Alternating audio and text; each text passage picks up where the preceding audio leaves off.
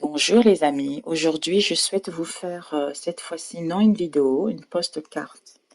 Alors je voulais en fait vous parler d'un sujet de viol. De viol que vous ayez subi pendant votre enfance, quel que soit l'âge que vous avez subi. Peut-on se reconstruire suite à un viol ou peut-on retrouver un épanouissement suite à un viol? Mais écoutez, c'est un sujet qui est assez délicat.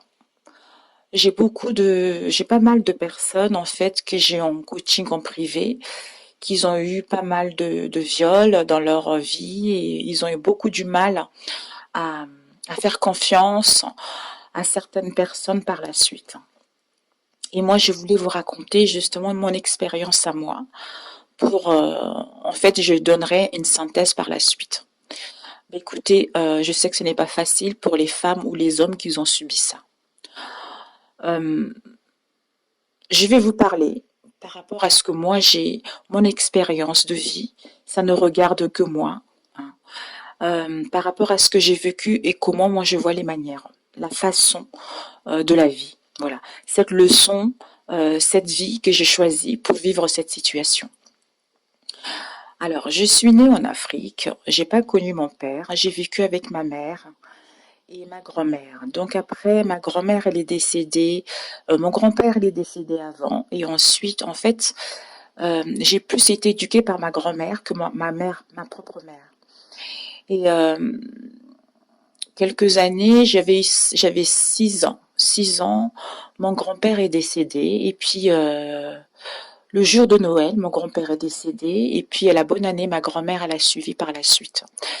Pour vous dire, en fait, j'ai pas été triste à l'époque parce que pour moi, c'était pas quelque chose quelque chose de terrible. Peut-être que je n'avais pas conscience non plus, mais parce que ma grand-mère, c'était une femme qui avait beaucoup de connaissances, beaucoup de savoir. Elle soignait beaucoup de personnes avec des plantes. Et j'étais souvent avec elle. Quand elle faisait ce genre de choses, en allant dans la forêt pour aller prendre des plantes, j'étais là, je la suivais. Donc en fait, c'était quelque chose de libre en fait.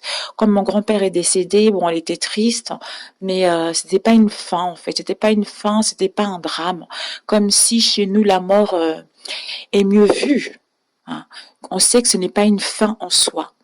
Donc quand ma grand-mère elle est décédée, euh, j'avais déjà cet état-là. Vous voyez, il y a beaucoup de gens qui pleuraient, il y a beaucoup de gens qui étaient tristes, c'est normal. Mais moi, je n'ai pas senti vraiment cette tristesse-là m'envahir. J'étais comme tout le monde. En fait, je savais qu'elle n'était pas là, mais comme si au fond de moi, je savais que elle sera toujours là, par la pensée dans mon cœur. Et je me suis retrouvée seule, en fait, parce que c'était un peu mon pilier, hein. C'était mon pilier, c'était,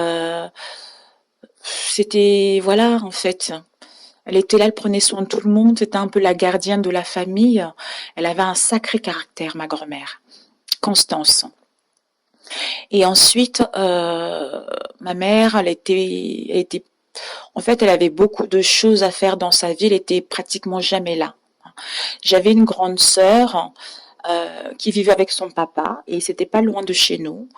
Pour vous dire que en Afrique, j'allais pas du tout à l'école, j'aimais pas du tout ça. J'étais une enfant assez solitaire. Et je me rappelle quand ma grand-mère elle était plus là, donc j'étais souvent toute seule, hein. Déjà en étant petite, j'étais souvent toute seule. De temps en temps, j'allais jouer avec des copines, avec des cousines, mais j'étais très très seule. En fait, j'étais pas triste, hein. J'étais seule, mais sans être dans la tristesse. Je sais pas comment vous expliquer, sans sentir le manque, en fait, vous voyez. Et on avait en fait, j'ai appris par la suite, je me rappelle qu'il y avait un monsieur qui venait chez nous, et par rapport, quand il venait chez nous, il me prenait sur ses jambes, hein. Et après, il faisait ce qu'il voulait, hein. Donc, il m'a violée. Il m'a violée quelques années plus tard, et personne n'était au courant, hein. Et ensuite, mon oncle, il avait des enfants, il avait un grand garçon, et avec ma grande sœur, ma grande sœur, nous avons 3 ans d'écart. Donc, je devais avoir 7-8 ans. Donc 8, 9, 10, 11 ans. Ma grande sœur devait avoir 11 ans. Et ma grande sœur se battait souvent avec lui. Et comme elle habitait avec son père pas loin et ma mère elle était pratiquement jamais là, donc j'étais seule en fait. Et lui, il venait me voir et il me violait aussi. Et je ne sais pas comment vous expliquer. C'est quelque chose, j'ai pas vraiment de souvenirs où j'ai eu des douleurs. Peut-être que j'ai dû les cacher au fond de moi. Ces douleurs-là étaient enfouies à l'intérieur de moi. Donc en fait, le monsieur quand il venait, bon, il me violait et puis mon cousin quand il venait aussi, il faisait la même chose. Et puis après, quand j'ai eu 8 ans, 8-9 ans, j'ai entendu dire que j'avais mon frère qui vivait en France. Euh, il venait me prendre en fait pour que je puisse venir faire les études en France. Et ma mère, elle était au courant apparemment. Moi, je l'ai su à 43 ans par la suite qu'elle était au courant. Et en fait, ma mère m'a laissé partir. On m'a dit, bah, écoute, tu vas aller voir ton frère en France. Donc le frère de ma grand-mère, on a pris le bateau qui m'a ramené. Je me suis arrêtée chez ma tante, la sœur de ma grand-mère, qui s'occupait de moi. Je suis restée chez elle 1 mois, 2 mois, et ensuite je suis repartie à Brazzaville avec mon autre frère qui était là, mais qui était là en attendant de revenir rejoindre un autre frère en France.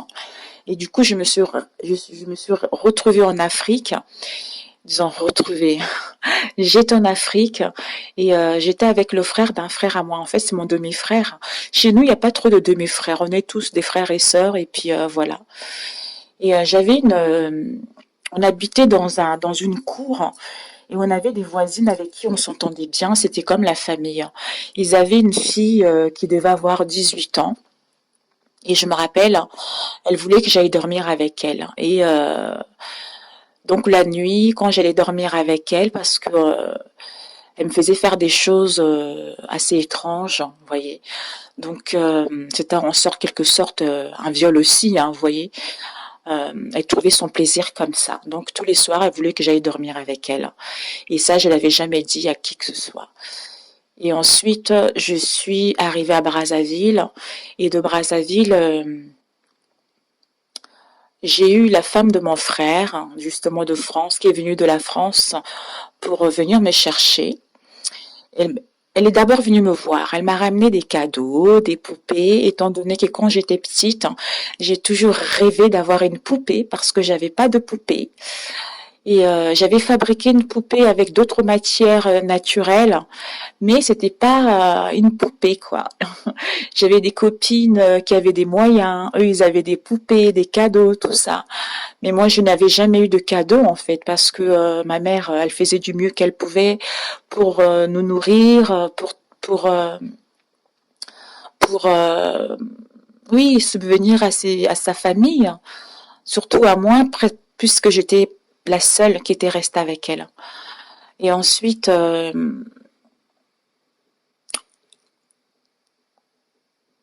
ça a été assez délicat. Et quand j'ai eu la poupée, j'étais contente. J'adorais les cheveux de la poupée. Je trouvais qu'ils avaient des beaux cheveux. Et après, elle est revenue en France. Et quelques mois après, à 10 ans, mon frère, il est venu me chercher. Mon frère, il est venu me chercher à Brazzaville. Il m'a ramené ici. Je me rappellerai toujours. Je suis arrivée en plein hiver. Oh, il faisait super froid. Et je suis restée 6 mois avec mon frère.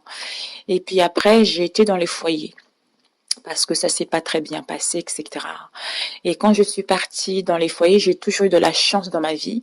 Dans les foyers que j'ai fait, on m'a mis dans une famille d'accueil. Et j'avais une famille d'accueil extrêmement adorable, vraiment adorable. Ils ont pris soin de moi. En fait, oui, ils ont pris soin de moi. Ils me considéraient comme leur propre fille. Ensuite, je suis partie, en fait, c'était 6 mois.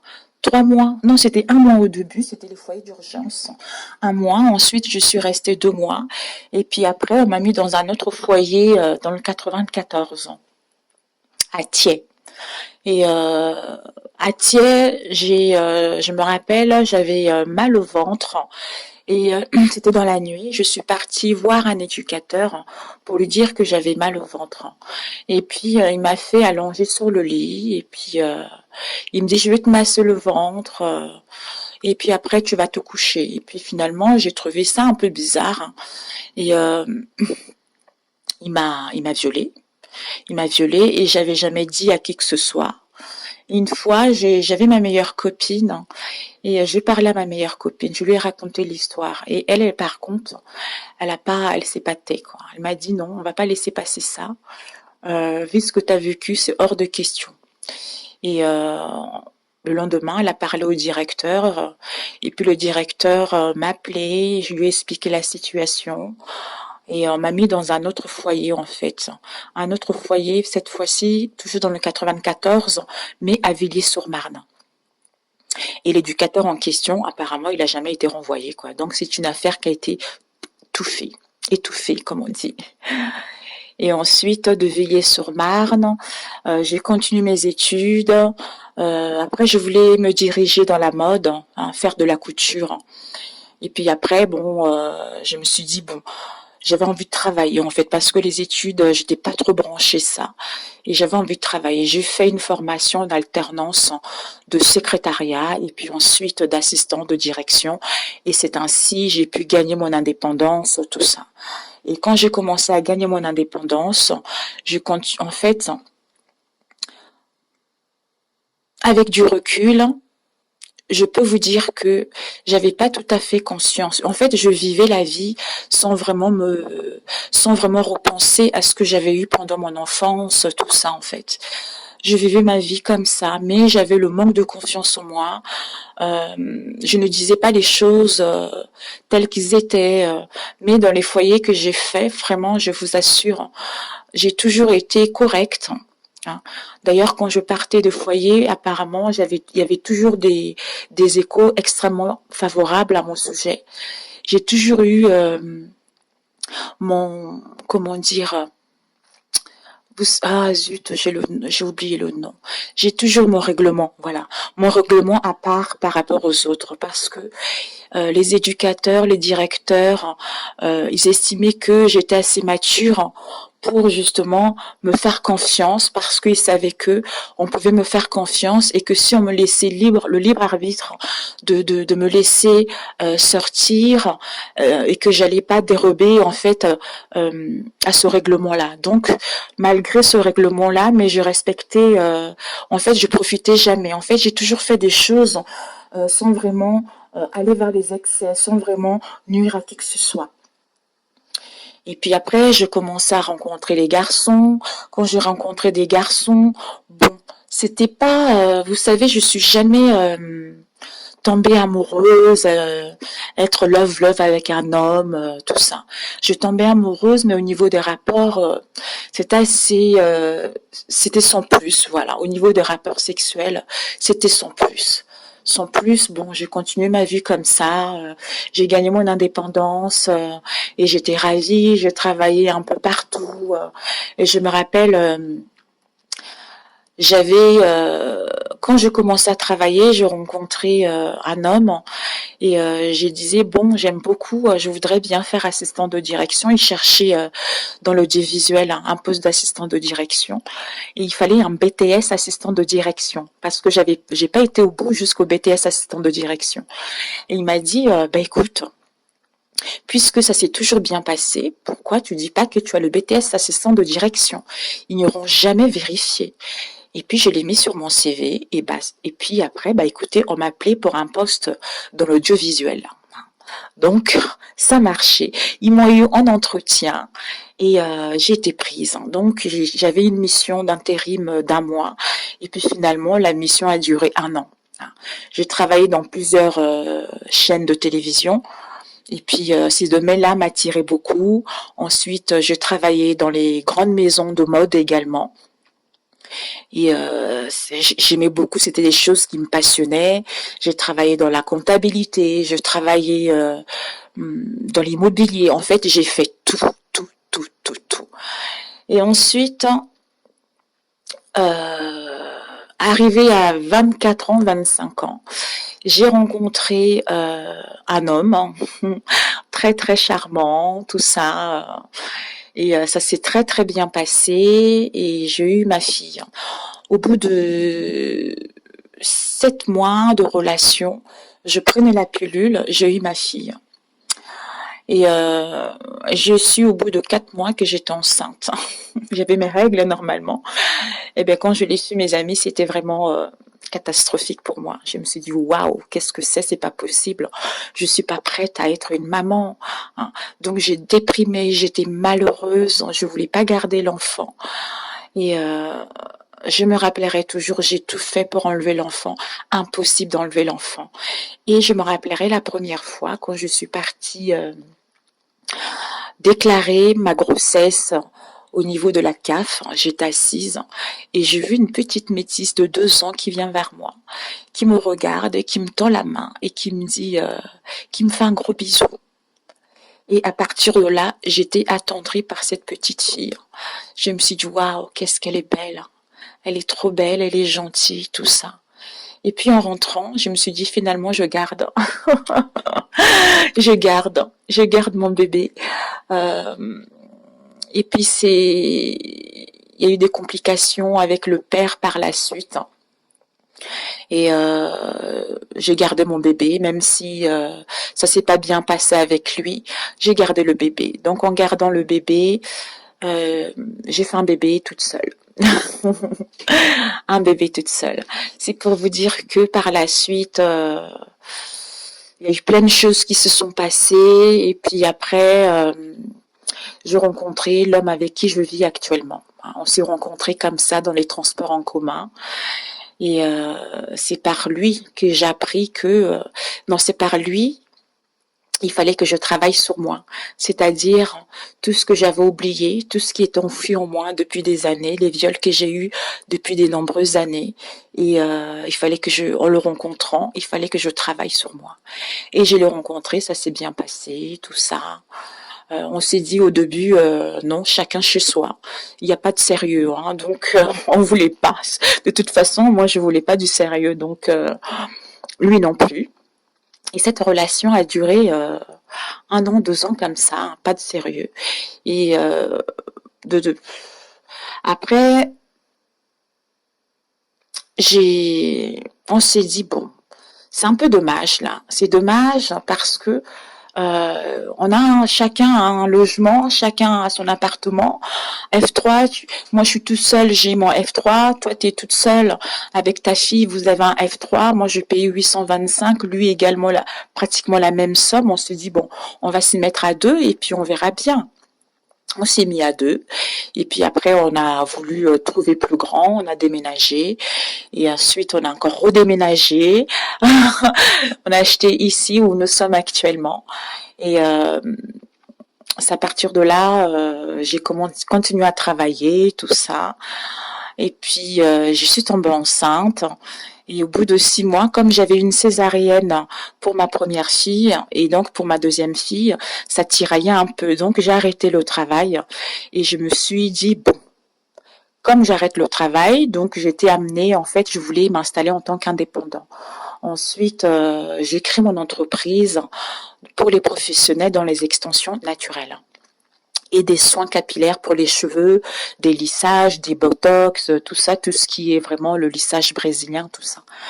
Et ensuite, quand ma fille elle est née, bah, il fallait que ça commence bien, il fallait bien que toutes les émotions enfuies commencent à se réveiller, vous voyez. Et c'est là où il fallait que il y a eu une trahison.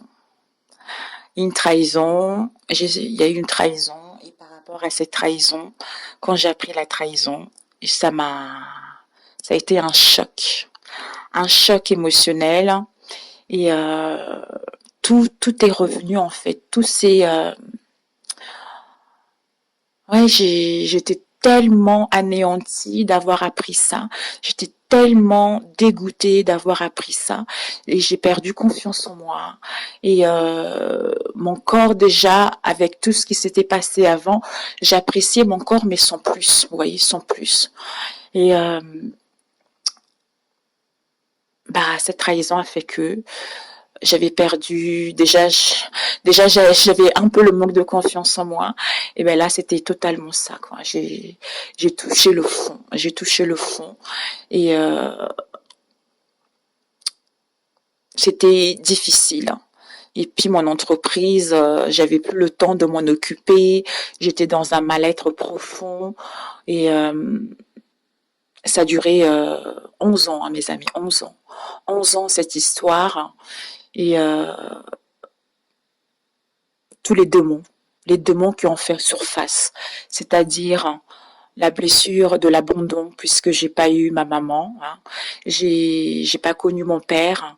Je me suis éduquée toute seule. Et puis la trahison, et puis que ça soit la trahison sentimentale, que ça soit les viols quand j'étais petite. Mais tout ça a revenu, il fallait que je fasse un travail sur moi.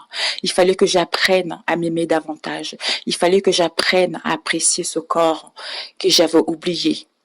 Il fallait que j'apprenne à m'aimer, c'est-à-dire et non à chercher l'amour ou l'approbation de quelqu'un d'autre, que l'extérieur. En fait, quelqu'un d'autre d'extérieur que moi-même qui pouvait me l'apporter. Et ça a été dur. Dur, dur, dur, dur. 11 ans. 11 ans comme ça. Donc j'ai appris petit à petit. C'est par cette situation qui m'a permis, en fait, ça m'a permis de... Ces souffrances m'ont ouvert ce côté médiumique. C'est-à-dire, je souffrais tellement, j'étais tellement dans un mal-être, et j'ai touché tellement le fond. Et la personne avec qui j'étais n'a pas voulu me dire, puisque moi j'ai su, j'avais des soupçons, mais après il a jamais voulu me dire. Il a il a fait croire que c'est moi qui imaginais des choses, que c'est moi qui étais folle, et que c'était dans mon imagination. Tout ça, j'ai subi tout ça. J'ai subi tout ça. Et comme c'était pas top top, je pense que c'est à partir de là, je commençais à faire des voyages astrales. Je comprenais pas tout à fait ce que c'était. Et je m'imaginais dans cet endroit merveilleux. Et après les voyages astrales, j'ai commencé à regarder des vidéos sur justement la spiritualité, comment la mort imminente. Je regardais sur justement la sagesse. J'ai écouté plein de vidéos. Et puis après, je commençais à regarder les tirages, tout ça. Et c'est par là qu'on m'a dit, on m'a montré les oracles. En fait, je regardais les vidéos et j'ai entendu les vidéos d'une Elora, les prévisions d'Elora. Une fois, elle a dit, j'avais choisi un tas et elle a dit, écoutez, ça fait longtemps que vous devez faire de la cartomancie. Pourtant, vous recevez des signes. Vous recevez des signes, mais vous voulez pas. Comme si vous avez peur, comme si vous n'avez pas envie de le faire. Et en fait, le fait d'avoir écouté ça, ça m'a tilté. Ça m'a tilté, j'ai dit, ben oui, c'est ça. C'est tout à fait ça. Après, je laissais quelques mois. Il y a eu 5 mois, 6 mois qui se sont découlés. Et après, on m'a montré par les visions, voilà, l'oracle, des cartes, comment tirer des cartes, comment s'y prendre. Et c'est par ce biais-là, je me suis lancée sur ma chaîne. J'ai appris comme ça sur le tas, vous voyez. Je me suis lancée sur ma chaîne, je commençais à faire des vidéos et j'ai vu que ça parlait. En fait, le fait d'avoir fait ça, en même temps, ça m'a permis de récupérer de l'assurance. Ça m'a permis d'être à l'écoute de mon intuition. Ça m'a permis de faire un travail sur moi. Mais vous pouvez pas savoir, mes amis, le travail intense, le travail intérieur, le fait d'avoir ouvert cette chaîne, le travail que je peux faire sur moi, le travail, en fait, c'est comme si ça m'a sorti dans le gouffre dans lequel j'étais. Ça m'a sorti dans le mal-être dans lequel j'étais. Au fur et à mesure, le fait que les gens commentaient mes vidéos, le fait que quand j'avais des guidances en privé, que j'aidais les gens, mais je me sentais vraiment épanouie. Épanouie, je me suis dit, oui, c'est ça que je veux, c'est ça ma vie. Et puis, J'ai commencé, après ça a commencé, après il y a eu pas mal de gens, vous savez, quand on arrive sur la toile, quand on est nouveau, on essaye de raconter beaucoup de méchanceté, on essaye, il y a de la jalousie, hein, parce que les gens ils connaissent pas ce que vous vivez. Hein. Vous êtes souriante, vous êtes bien, et on pense tout de suite, on vous dénigre, on vous raconte n'importe quoi, alors que les gens ils savent pas ce que vous vivez à l'intérieur de vous. J'ai toujours été comme ça. Quand je travaillais, des gens avec qui j'ai eu beaucoup d'affinités. Et quand je racontais mon histoire, ils me disaient, mon Dieu, chapeau, chapeau, on t'a jamais entendu se plaindre. Tu as toujours le sourire. Parce que je me disais que une fois arrivé au travail, hein, mes soucis ne devaient pas être là, en fait. En fait, les soucis, toutes les, toutes les difficultés que j'ai eues dans ma vie ne m'ont jamais empêché de sourire, m'empêché de vivre. Quand je sortais dehors, j'étais souriante. Hein. Donc en fait, c'est pas quelque chose qui est accroché à moi. Hein. Mais quand je rentrais chez moi, j'étais triste. Voilà, j'étais triste, j'étais malheureuse et il fallait que je travaille sur moi. Ça a été dur, dur, dur, dur, dur, mes amis. Mais j'ai repris, malgré la jalousie qu'il y a eu sur ma chaîne, malgré les dénigrements, les méchantes, la méchanceté qu'il y a eu. On m'a dit de ne pas lâcher. On m'a dit tu continues, tu continues. Ça aussi, il fallait que je travaille parce que aussi j'avais la blessure de l'injustice à travailler sur moi. Vous voyez. Donc tout ça, tout ce que j'ai vécu, c'est parce que j'avais des blessures émotionnelles à soigner. En fait, j'avais fait cette vidéo pour vous dire que hein, il y a toujours, on vit toujours des situations, ce ne sont pas pour rien en fait, vous voyez, parce que quand on dit, en fait, j'ai compris par la suite que c'était mon chemin de vie, je devais passer par là, hein. Même si ça a été difficile, je devais passer par là. Ça fait de moi la personne que je suis maintenant. Maintenant, j'ai 44 ans. J'essaie du mieux que je peux de guider les gens, de m'épanouir personnellement déjà moi, et ensuite pour le refléter à l'extérieur, vous voyez. Donc, c'est vrai que quand on dit on choisit sa vie, quand on vient ici, les choses qu'on vit, c'est parce qu'on a choisi pour élever notre âme. Et quand on dit ça, les gens ils disent ben non, c'est pas possible parce que moi j'ai pas choisi d'être pauvre, parce que moi j'ai pas choisi de me faire violer. Bah moi personnellement, ce que moi je ressens, oui, je l'ai choisi. Je l'ai choisi. Hein. Quand j'étais petite, on m'a violée plusieurs fois. Ce monsieur-là, j'étais petite, 6 ans, qui m'a violée à plusieurs reprises. À plusieurs reprises. Hein. Il y a eu un cousin qui m'a violée également à plusieurs reprises. Vous voyez, mais il fallait que je passe par là. C'est après avoir vécu tout ça, avec le recul, je me dis, il fallait que je passe par là. Et cette trahison que j'ai eue également, il fallait que je passe par là, vous voyez. Et maintenant, je sors grandi. J'en ai des frissons. Je sors grandi et je remercie la vie et je vous remercie tous parce que sans ça, j'aurais été une autre personne. Parce que on vit des expériences. Hein. On vit des expériences, on cherche toujours l'approbation, on cherche toujours l'amour à l'extérieur. Alors que l'amour, c'est à nous de le créer. C'est à nous de le créer, c'est d'ailleurs s'aimer soi-même, s'accepter tel qu'on est, pour pouvoir en fait le partager avec les autres. C'est pour ça, dans mes vidéos, mes amis, j'essaye justement de transmettre ça aux gens. C'est-à-dire, n'attendez personne, c'est-à-dire reprenez votre vie en main. Reprenez votre vie en main parce que vous avez les capacités de réussir. Vous avez les capacités de vous sortir de cette situation dans laquelle vous êtes. Quel que soit l'endroit où vous vivez, quel que soit ce que vous vivez, c'est parce que vous devez passer par là. Vous devez passer par là, mais on ne nous le montre pas, mais on ne nous le dit pas. Mais s'il y a personne qui nous le dit, on ne peut pas savoir. Alors qu'il y a certaines personnes qui nous le disent, de toute façon, quand on doit tomber sur une vidéo, on tombera sur une vidéo et ça nous fera tilt. Parce qu'on se dira, voilà, c'est parce que j'avais besoin d'entendre ça pour pouvoir justement guérir certains mots que j'avais en moi. C'est pas parce que j'ai eu une enfance difficile, c'est pas parce que j'ai pas connu mon père, c'est pas parce que j'ai pas été éduquée par ma mère, c'est pas parce que je me suis éduquée toute seule que je dois en vouloir à tout le monde. Que je dois en vouloir à tout le monde, que je dois être dans la méchanceté, que je dois dénigrer les gens. Au contraire, j'ai toujours eu ce grand cœur-là. J'ai toujours eu l'empathie en moi, vous voyez. Donc, en fait, je me dis,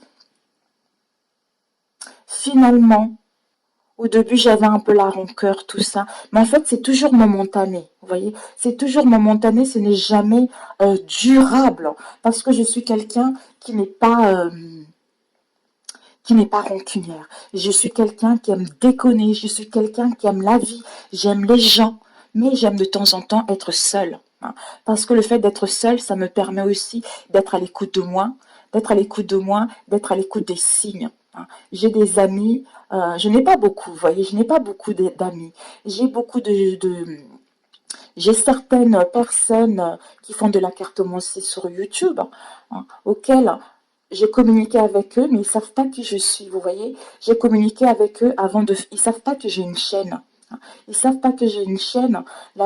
Les prévisions d'Aura, elle sait pas qui je suis, parce que de temps en temps, je lui envoie un message. Même... ah, c'est pas clair de lune, fille de lune. Hein. Funé. J'aime beaucoup Funé aussi. J'ai communiqué avec elle. On a échangé sur Facebook, tout ça.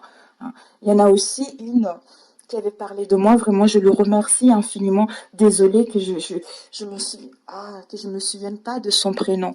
Donc, en fait, j'estime que on est tous là pour travailler ensemble, pour se donner, pour s'entraider, pour pouvoir évoluer. Il y a de la place pour tout le monde, il y a des finances pour tout le monde. On est,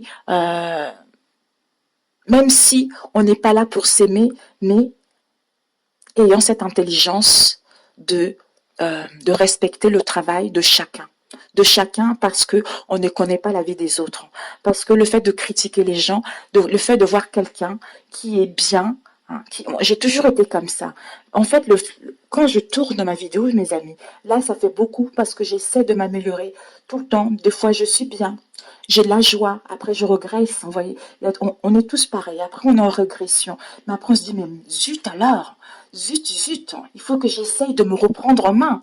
Maintenant, j'ai trouvé la chose, j'ai trouvé le truc, parce que j'ai été guidée justement comment ne plus regresser à chaque fois. Mais il faut accepter les situations. Aujourd'hui, je vais bien, demain, je ne veux pas bien. C'est comme ça.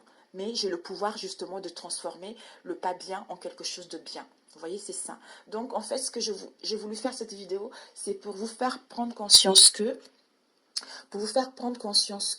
hein, même si là où vous êtes, ça ne va pas bien, vous avez le pouvoir. C'est ce que m'a montré, mes guides m'ont montré. Vous avez le pouvoir de passer au-delà de tout ça. Moi, si j'ai réussi, c'est que vous aussi, vous pouvez le faire. Vous pouvez le faire et vous avez la capacité de le faire.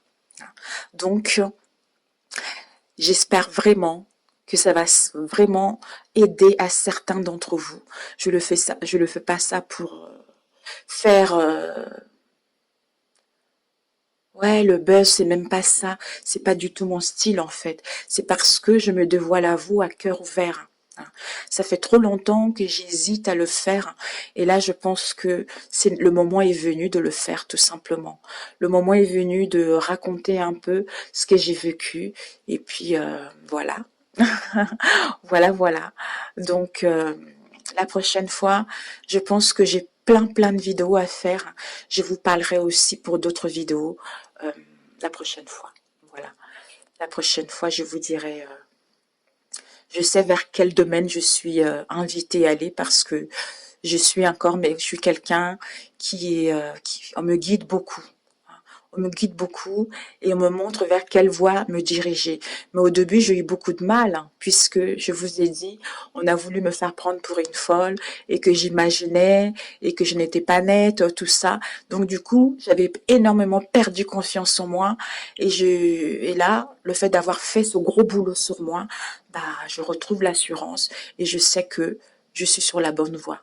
Voilà. Je sais pas ce qui adviendra demain, mais je continue mon chemin haut la tête, je me relève, j'essuie mes larmes et j'avance comme une princesse. Voilà, j'espère que vous aussi, vous pourrez avancer comme une princesse, comme un prince dans votre vie, parce que vous avez le pouvoir de transformer tout dans votre vie. Sur ce, mes amis, je vous souhaite vraiment beaucoup de courage. Si cette vidéo vous a plu, n'hésitez pas à la liker ou à la partager si vous savez que ça peut aider quelqu'un dans votre entourage proche ou éloigné. Je vous dis à très bientôt. Au revoir.